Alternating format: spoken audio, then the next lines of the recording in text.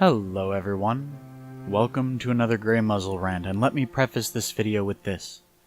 If you feel that what I'm saying here is an attack against you personally, then perhaps you should rethink some of your more recent actions within the furry community.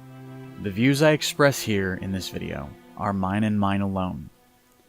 They aren't meant to defend or condemn anyone, but simply to explain my own personal views on a rather disturbing trend in the community that I've loved and been a part of for more than 20 years now. And what might this trend be?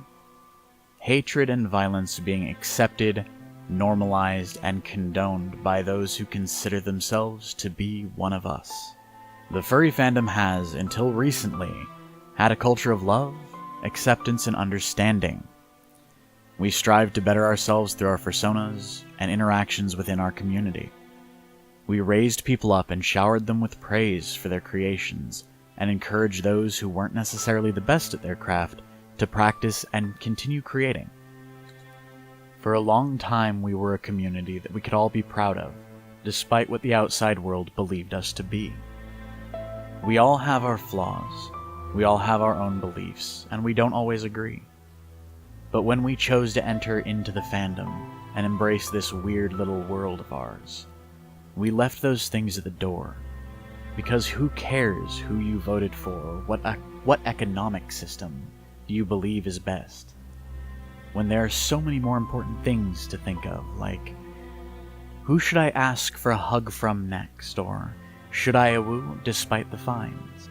Now though, there are people within our community who seek nothing more than to justify their own hatred and loathing of others, who cry out about injustice for the world to hear, regardless of whether or not an injustice has truly occurred, who are willing to tear down and harass a child because she was wearing a $20 Maskimol rather than a $1,000 custom suit.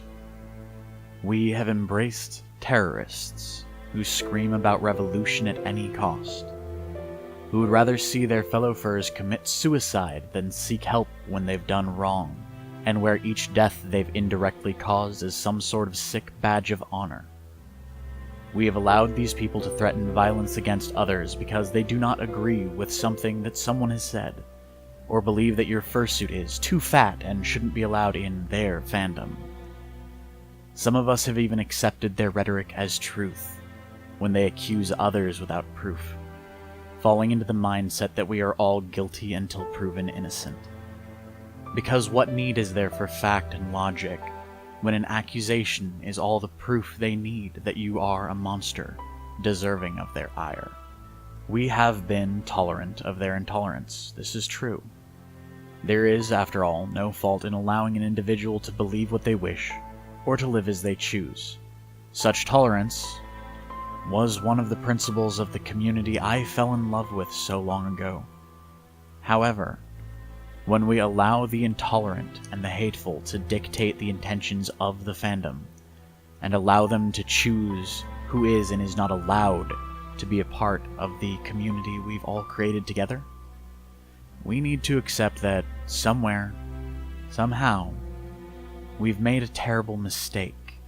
Hatred should not be given the power to dictate the values of a community. Such a thing leads to a tragic end all too often, if the mistake is not corrected. So now, it's time that we make a choice. Is our community meant to be one of hatred, where violence is law? Where we wear the names of those we've driven into an early grave as symbols of pride? Or is ours a community of love and tolerance, where we celebrate one another's achievements and strive to better the world around us? We have made a grave mistake, but will we now let it define who we are as a culture? Or will we stand together and teach those who would drag us into the darkness that, while we might tolerate their hatred, we will not let it define our community? And to those who will inevitably say, "But the people we hate on deserve it," I can only say, no. No, they don't. If someone in our community breaks a law, then let the law of the land handle them.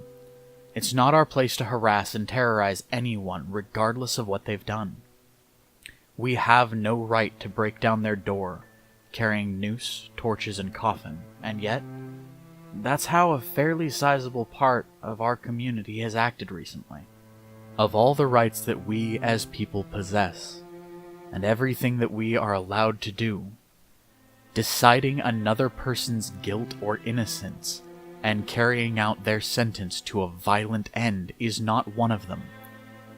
This is why any and every society that is worth a damn has a judicial system in place. It is not up to the people to decide who is and is not deserving of their life. Thankfully, though, I can leave this video on a somewhat happier note, because there are so many people out there that still remember what it means to be a furry. There are still those who are willing to set aside their hatred and even call others out for theirs. So for those of you who hear this and agree with what I've said here today, it's time for us to make a choice. Do we band together and teach the violent few that hatred is never the answer?